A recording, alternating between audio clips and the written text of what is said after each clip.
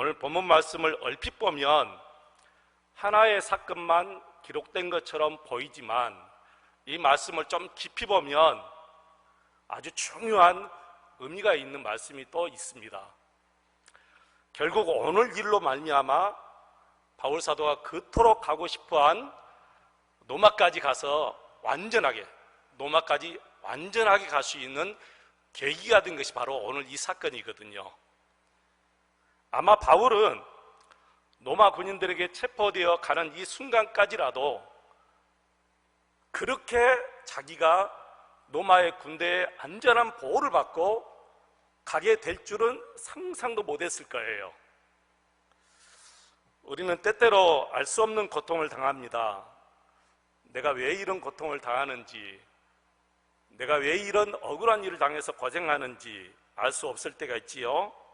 세상에는 납득이 가는 일보다 납득이 가지 않을 때가 더 많습니다.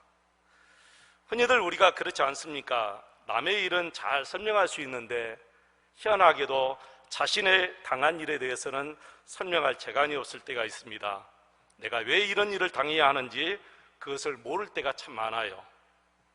오늘 본문 말씀을 보시면 바울이 로마 군대에 의해 체포됩니다. 근데 아무리 읽고 또 읽어보아도 로마 군대에 의해서 체포되어야 할 이유가 전혀 없어요. 또한 유대인들이 바울을 죽이겠다고 하는데 그 이유가 전혀 타당하지 않습니다. 사도 바울이 예루살렘에서 체포됩니다. 그것도 성전에서 체포되고 결국에는 성전 밖으로 쫓겨나갑니다. 이것이 바울에게 있어서 마지막 성전 출입이에요. 굉장히 중요한 말씀이잖아요. 바울도 정말 이 사실을 알았을까? 지금 이 성전 문이 닫혀지는 그 상황을 생각하면서 내가 이 성전 마지막 출입구나 그 생각했을까요? 아마 생각 못했을 것입니다. 바울은 유대인으로서 이방인 선교에 온 삶을 다 투자했습니다.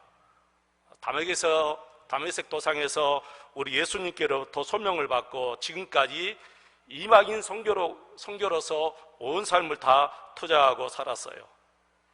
그리고 선교 보고차 예루살렘에 돌아오면 성전에서 제사를 드리고 예배를 드렸습니다. 바로 지금 예배 드리는 현장에서 체포된 것입니다. 30절 말씀 보시면 정말 하나님의 종이 성전에서 체포되고 성전 밖으로 끌려 나오자마자 그 큰 성전 문이 쾅 하고 닫힐 때 바울의 그 심정이 오죽했겠습니까, 여러분? 제가 이 모습을 상상해 보았어요. 정말 그 발걸음이 떨리고 심정이 오그라졌을 것입니다. 이방인도 아니고 일반인도 아니고 하나님의 종 대사도가 성전에서 체포되어 성전 밖으로 쫓겨다니다니요. 기가 막힌 일입니다. 예루살렘의 총회장 야고보 사도나 요한 사도나 또 다른 모든 사도들이 바울이 여기 있을 동안 평안하기만 바랬습니다. 잠깐 동안 보고차 왔으니까 떠나갈 때까지만큼이라도 조용했으면 좋겠다, 그런 생각을 가지고 있었죠. 그런데 이상하게 바울이 예루살렘에 오기만 하면 여러 가지 음모가 생기고 무슨 계획을 꾸며서 바울을 죽이고 하자 했습니다. 그리고 결국 유대인들은 바울이 하나님의 성전을 더럽혔다는 제목으로 바울을 끌고 성전 밖으로 나가서 매를 때리기 시작합니다. 성전 밖에서 아주 요란한 소리가 들리니까 사람들이 로마 군대에 신고를 했어요. 그리고 로마 군대 천부장이 백부장들과 로마 군인들을 데리고 옵니다. 32절을 보시면 천부장과 군인들이 오는 것을 보고 바울 치기를 그쳤다 그랬습니다. 그리고 천부장이 바울을 유대인들의 손에서 빼내서 일단 쇠사슬로 바울을 결박하지요. 그리고 천부장이 군중들에게 묻습니다. 왜 바울을 잡아서 때리는가? 이렇게 물어도 사람들은 이런 말 저런 말을 다 하는데 천부장은 도대체 어떤 이유로 바울이 체포되어 매를 맞았는지조차 모릅니다. 그리고 34절에 보면 천부장이 바울을 군 영내로 데리고 들어가 버립니다. 영내로 들어가는데 군인들이 따라오면서 서로 폭행을 하면서 결국에는 군인들과衝突이 벌어졌습니다. 마지막까지 바울을 죽이겠다고 발버둥 치는 저들을 봅니다.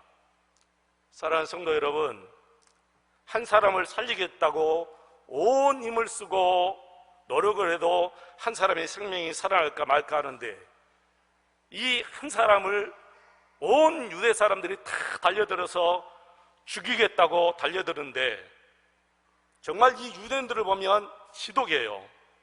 정말 이게 사람으로서 할 수 있는 일인가? 사람으로서는 절대로 할 수 없는 일이에요. 이것이 바로 마귀가 하는 일입니다. 여러분 잘 들으시기 바랍니다.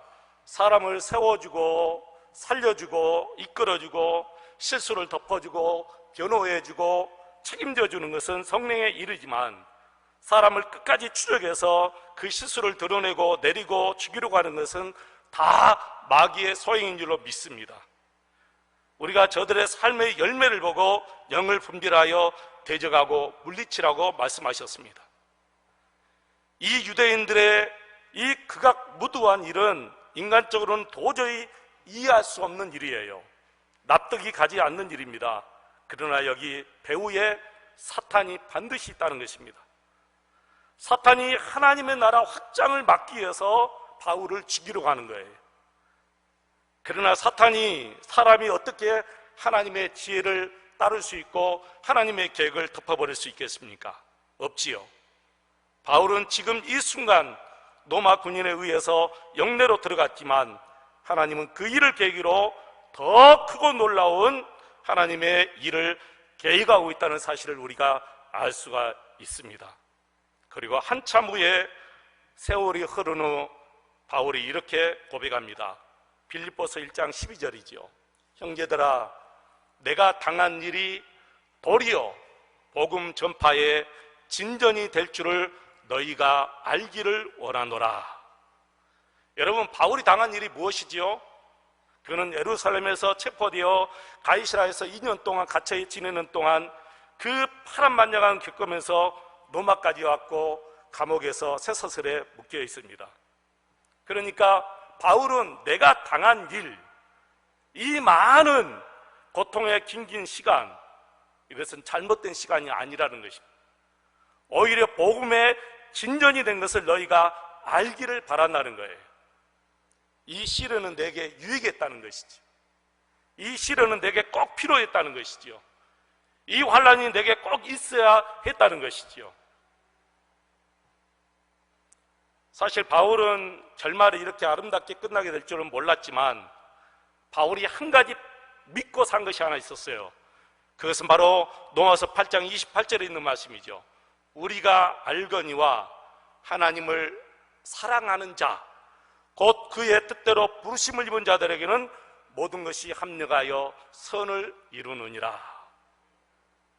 바울 사도는 항상 이 말씀을 가슴에 새기고 또 새기고 믿고 살았습니다. 어떤 일이 있어도, 자신에게 어떤 사건이 벌어져도 분명히 하나님은 선하게 역사하신다, 이걸 믿고 살았어요. 그래서 실망할 수가 없었습니다. 그래서 낙심할 수 없는 것이고, 그래서 어떤 환난에서도 바울이 담대할 수가 있었습니다. 나는 저와 여러분이 이 말씀을 항상 새기게 믿고 믿었으면 좋겠어요. 하나님을 믿고 하나님을 정말 사랑하면 내게 어떤 일이 벌어지고 어떤 사건이 있어도 하나님은 반드시 이 일을 통해서 선하게 역사하실 거야. 여러분 믿으시죠? 믿어지십니까? 믿어지는 것이 복인 줄로 믿습니다. 흔히들 이럴 때는요, 하나님이 정말 계십니까? 하나님 보고 계십니까? 하나님 도대체 어떻게 된 일입니까? 어찌 이런 일이 나에게 있을 수 있습니까? 하고 부르짖습니다. 그러나 분명히 우리가 한 가지 알아야 할 것은, 이 시간은 버려지는 시간이 아니다는 것이지요. 분명히 이 사건은 우리를 단련시키는 시간임을 우리가 꼭 명심해야 될 줄로 믿습니다. 그래서 다윗은 시편 119편 67절에 이렇게 말합니다. 고난낭행이 전에는 내가 그릇 행하였더니 이제는 주의 말씀을 지키나이다. 욥기 23장 10절에 보면 이렇게 말했습니다. 그가 나를 단련하신 후에는 내가 숭문같이 되어 나오리라. 욥기 42장 5절에 보면 내가 죽게 대하여 귀로 듣기만 하였사오나 이제는 눈으로 주를 보나이다. 전에는 귀로 예수님의 말씀, 하나님의 말씀만 듣기만 했는데 이제는 욥의 영안이 확 떠져서 이 육신의 눈이 아니라 영안이 떠져서 하나님을 보고 산다는 거예요. 다윗이 그래서 이렇게 기도했어요. 시편 119편 18절 보면 내 눈을 열어서, 무슨 눈이에요? 영적인 눈을 얘기하는 거예요. 이 육신의 눈이 아니고 이 영적인 눈을 열어서 주의 율법에서 놀라운 것을 보게 해주십시오. 이 눈을 열어서, 이 영안을 열어서 주님을 보고 살 수 있도록 해주십시오. 우리도 영안이 열려지기를 기도해야 될 줄로 믿습니다. 육신의 눈으로만 살지 말고 정말 영안이 열려서 내가 가는 이 길이 정말 생명의 길인지 망하는 길인지 보고 살아야 됩니다. 세상에는 생명의 길이 있고 죽음의 길이 있어요. 좁은 길이 있고 넓은 길이 있습니다. 영생의 길이 있고 영원히 망하는 길이 있습니다. 바울은 육신의 눈이 아니라 영안을 가지고 이 두 길을 똑똑하게 살기 때문에 그는 늘 좁은 길, 생명의 길을 달려가는 거예요. 세상에는 수많은 길이 있어 보이고 모두 다 생명의 길처럼 보이지만 바울은 분명하게 너무나 뚜렷이 생명의 길과 망하는 길을 분명히 보고 그 길을 가는 것입니다. 성경은 생명이 아닌 것을 위해서 힘쓰고 애쓰지 말라 했습니다. 세상 사람들은 생명 아닌 것을 위해서 다 힘쓰고 애씁니다. 잠시 있다 없어질 세상 것을 위해서 힘쓰고 애쓰는 모습을 보면 정말 애처롭기 그지없습니다. 오늘 부르는 성가 금보다 귀한 것을 믿음인 것을 믿습니까? 세상 것은 헛된 이름 것을 뿐임을 믿습니까? 손에 있는 부귀보다 주를 더 사랑하십니까? 목숨보다 주를 더 사랑하십니까? 전도서 1장 2절에 보니까 전도자가 이르되 헛되고 헛되며 헛되고 헛되니 모든 것이 헛되도다.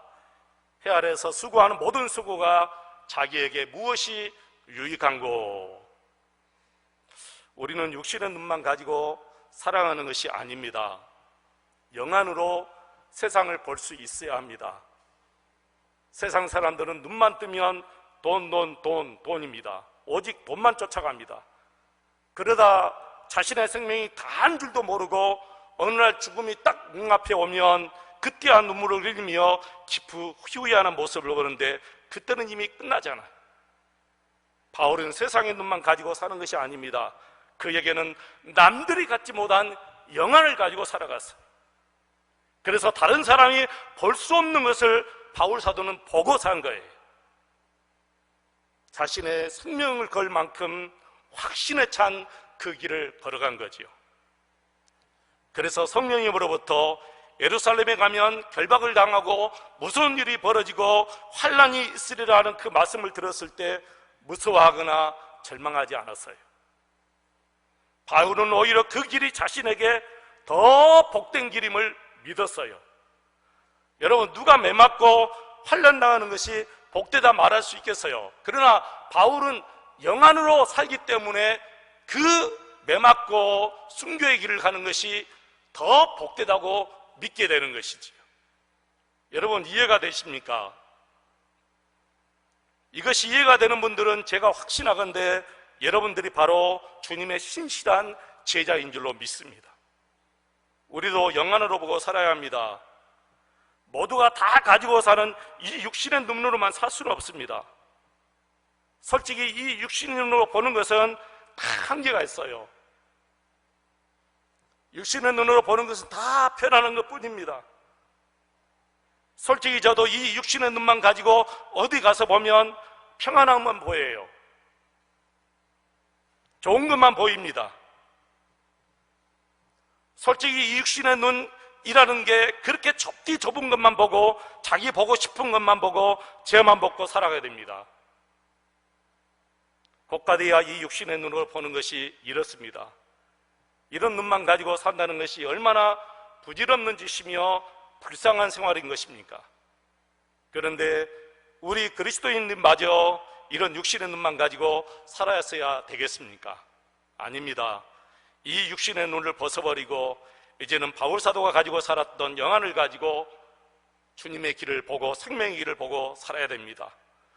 욥이 육신의 눈이 떠져서 영혼을 가지고 이제 주님을 바라보았듯이 저와 여러분도 우리 주님을 보고 살아야 될 줄로 믿습니다.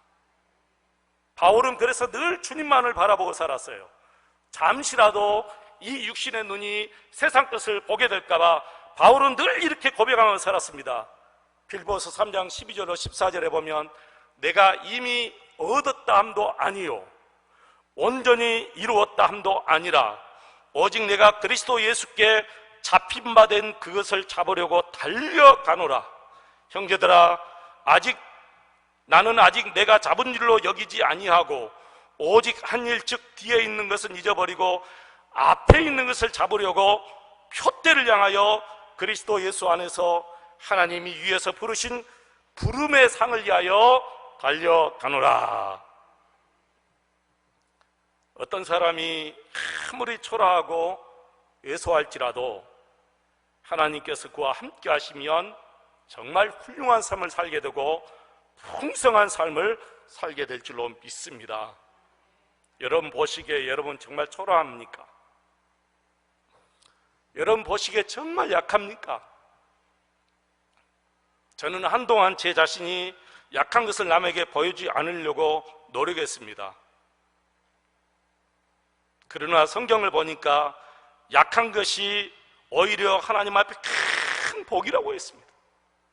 약한 것이 하나님 앞에 복이라고 했어요. 내가 성실하지 못하고 내가 부지런하지 못해서 가난하게 된 것은 부끄러운 일이지만 성실하게 열심히 일하는데도 가난한 것은 부끄러운 일이 아니고 약한 일입니다. 그래서 주님을 더 붙잡게 되는 거예요. 내가 열심히 공부하지 않고 노력하지 않아서 이런저런 시험에 떨어져서 직장이 없는 것은 부끄러운 일입니다. 그런데 열심히 성실하게 하는데도 불구하고 빨리 내 계획대로 되지 않는 것은 내가 약한 것입니다. 그런데 바울사도는 그런 약한 것을 부끄러워하지 말고 오히려 자랑하라고 말씀하셨어요. 왜 그렇게 말씀하셨어요? 바로 주님을 더 의지하게 되는 계기가 되기 때문에 그런 거예요. 주님을 의지하는 계기가 되기 때문에. 여러분에게 어떤 약한 것들이 많습니까? 어떤 초라한 것들이 많습니까? 그것은 부끄러운 것이 아닙니다. 하나님께 자랑할 수 있는 나의 약함입니다. 그러므로 하나님께 더 붙들면 우리 하나님께서 여러분의 삶에 놀라운 풍성한 은혜와 복을 내어주실 줄로 믿습니다. 바울사도가 그렇게 살았습니다. 약한 것을 가지고 자랑하며 약한 것을 가지고 우리 하나님께 다 맡기고 하나님 의지하고 하나님 붙들고 발버둥 치며 살았습니다. 그래서 우리 하나님은 바울사도를 로마가 복음화되고 세계가 복음화될 수 있도록 최초의 길을 바울사도를 통해서 우리 하나님께서 다 이루어 주신 것입니다. 바울사도는 그걸 믿었어요. 이렇게 아름답게 이렇게 크게 끝날지는 몰랐지만 바울사도는 믿었어요. 하나님은 반드시 나를 통해서 이방 세계에 복음이 다 증거되기를 원하신다. 그래서 어떤 사건이 일어나고 어떤 어려움이 있고 환난이 있어도 그는 결코 낙심하거나 두려워하지 않았습니다. 사랑하는 성도 여러분, 우리 주님이 계십니다. 주님만 의지하시기 바랍니다. 그 주님께서 여러분의 삶을 책임져 주시고 그 주님께서 여러분의 자녀들의 삶을 책임져 주실 줄로 믿습니다.